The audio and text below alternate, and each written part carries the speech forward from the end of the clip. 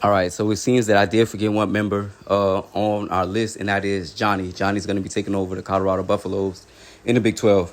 What can I say about Johnny? Last year, Johnny was pretty much, I would say he was a underachiever. He had a really great squad. He does really well in the recruiting department, but he just couldn't quite get over that hump as far as competing for a national championship.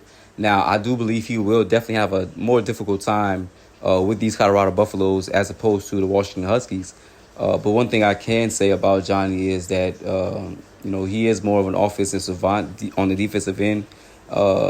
Leaves a lot to be desired, but I think that we can say that for pretty much everybody in the league as far as the defense goes.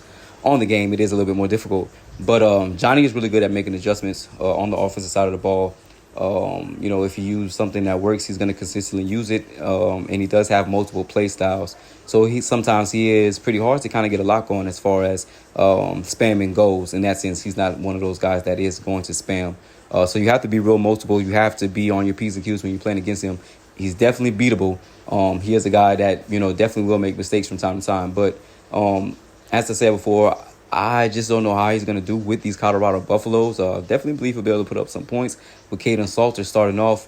But, being with the Buffaloes, that isn't really a beautiful team to go ahead and take over. But, he is a guy that rolls up his sleeves. He does rise to the challenge. So, he'll definitely have a great time with all the Snow Bunnies out there in Colorado. So, shout out to Johnny, man. Do expect him to definitely be possibly competing in the playoffs within 2 to 3 seasons is my expectation for him. And then after that, really the sky is the limit for him as far as competing for a national championship. Don't expect it right off the bat, but I do think he'll at least get one within the 10 to 15 seasons that we do run on this game. Go Buffs.